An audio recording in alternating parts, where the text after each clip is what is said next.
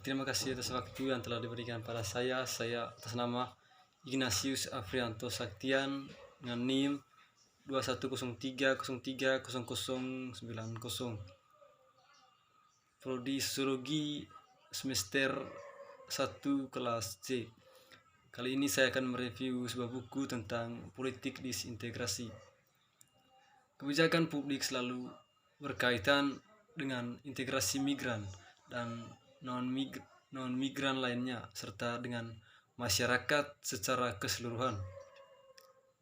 Apa yang dimaksud dengan integrasi jelas telah berubah dari waktu ke waktu, dan dengan itu sifat yang tepat dari kebijakan yang dirancang untuk memperlakukannya baik pada tingkat individu maupun masyarakat. Terlepas dari geseran dasar konseptual ini, sesuatu yang disebut integrasi telah menjadi tujuan kebijakan resmi selama 50 tahun terakhir atau lebih. Setidaknya dalam demokrasi liberal, sejauh menyangkut integrasi pendatang baru, konsensus liberal ini mulai berubah di beberapa tahun terakhir. Kami memahami integrasi sebagai seperangkat asumsi, praktik, kebijakan, dan wacana normatif yang selalu tertanam dalam konteks tertentu dan diarahkan pada kelompok atau kategori orang tertentu. Integrasi bukanlah tujuan kebijakan universal di Uni Eropa atau negara-negara anggotanya, terutama bagi para migran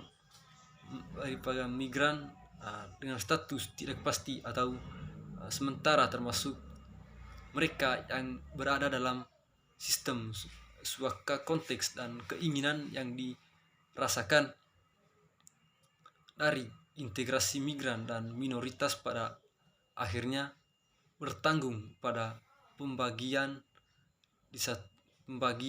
mereka dikategorikan oleh negara tempat mereka tinggal. Di satu sisi, beberapa migran diwajibkan untuk memenuhi kriteria tertentu yang terkait dengan integrasi untuk memperbarui visa mereka, dipersatukan kembali dengan keluarga mereka, dan akhirnya diantusiasi. Bagi yang lain, integrasi untuk sementara ditangguhkan, misalnya sampai status suaka mereka ditentukan atau hanya dianggap tidak perlu, mengingat tempat tinggal sementara atau pekerjaan yang diinginkan di negara tersebut. Kebijakan telah mulai muncul yang tidak hanya mengecualikan kelompok dari dampak yang berpotensi menguntungkan dari kebijakan integrasi, tetapi yang memiliki tujuan khusus untuk merusak integrasi mereka atau aspek-aspek tertentu darinya. Penghancuran beberapa proses integrasi ini adalah dasar untuk konseptualisasi disintegrasi yang juga merupakan pusat dari kumpulan ini. Dalam bahasa Inggris, kata disintegrasi biasanya menunjukkan proses kehilangan kohesi atau kekuatan atau kepingan yang akan datang. 1.1 menerapkan disintegrasi dalam sastra yang ada. Konsep disintegrasi kami tumpang tindih dengan tetapi berbeda dari 3 kerangka analisis terkait yang kami bangun dan berkontribusi pada stratifikasi sipil, inklusi atau eksklusi, dan kewarganegaraan yang kritis. Berken dengan Inggris, Lydia Morris telah mengidentifikasikan 25 paket hak dan pembatasan yang berbeda, masing-masing terkait dengan status hukum yang berbeda dan tidak termasuk migran tidak berdokumen yang meskipun menjadi sasaran kebijakan disintegrasi di banyak negara masih mempertahankan beberapa hak fundamental. Menurut Morris, stratifikasi sipil memungkinkan pengelolaan kontradiksi tertentu yang tak terhindarkan muncul dari kebijakan pemerintah, seperti yang ditunjukkan oleh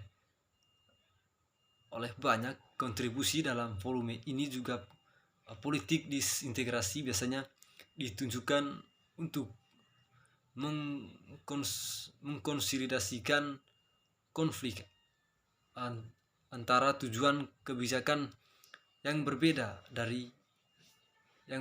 antara wacana resmi dan politik nyata. Perbedaan utama adalah bahwa sedangkan stratifikasi sipil menganggap gambaran statis dari hak-hak yang berbeda sebagai hasil dari kategorisasi resmi. Dalam hal ini, disintegrasi memiliki banyak kesamaan dengan analisis mapan dari inklusi atau pengecualian diferensial, khususnya dalam perhatiannya dengan khususnya kerawanan.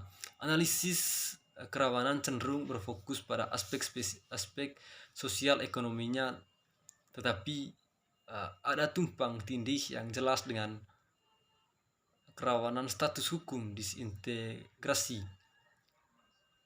atas dasar kerawanan hukum dan atau ekonomi juga mempengaruhi kelompok-kelompok yang dicirikan oleh Ngai 2014 sebagai warga asing. Penelitian yang lebih baru secara khusus berfokus pada hubungan kompleks antara eksklusi dan inklusi. Misalnya Adri Jasevic 2009, Atak dan Reisenberger 2013. Pekerjaan seperti itu sering menantang asumsi bahwa inklusi adalah kebalikan dari eksklusi, menyoroti cara berbeda di mana mereka beroperasi dan khususnya pernyataan pekerjaan migran yang tidak proporsional. Penyertaan pekerjaan migran yang tidak proporsional di bagian tertentu dari pasar tenaga kerja seperti pekerjaan rumah tangga atau malam hari dapat membuat pengucilan mereka dari berbagai bidang kehidupan sosial dan kehidupan sehari-hari lainnya menjadi lebih mungkin. Terlepas dari upaya top down untuk mengontrol atau mengelola migrasi dan dampaknya terhadap masyarakat penerima, disintegrasi selalu melibatkan upaya dan proses yang dipimpin oleh migran. Dalam hal ini, analisis kami tentang politik disintegrasi memiliki banyak kesamaan dengan studi kewarganegaraan kritis bidang pekerjaan ketiga yang kami ambil dari dan bertujuan untuk berkontribusi. Gagasan tindakan kewarganegaraan menangkap agen migran, terutama mereka yang berstatus genting atau tidak berstatus. Hal ini memungkinkan keterlibatan yang lebih baik dengan proses negosiasi yang tidak kasus yang tidak harus dipimpin oleh negara. Dalam beberapa kasus, tindakan integrasi ini diakui atau bahkan diwajibkan oleh warga negara. Di negara lain, pengakuan dan solidaritas datang dari kelompok pendukung migran atau warga negara perseorangan. 1.23 kontribusi utama dan volume. Secara keseluruhan, buku ini dengan demikian secara eksplisit secara eksplisit. Buku ini dengan demikian menganalisis berbagai aspek politik disintegrasi tren jangka panjang yang menghasilkan dan memungkinkan implikasi di masa depan.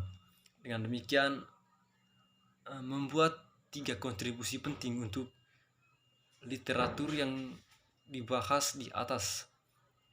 Pertama, mengeksplorasikan bagaimana interaksi dibingkai dalam kapasitas terbatas sehingga membutuhkan langkah-langkah disintegrasi yang menyertainya.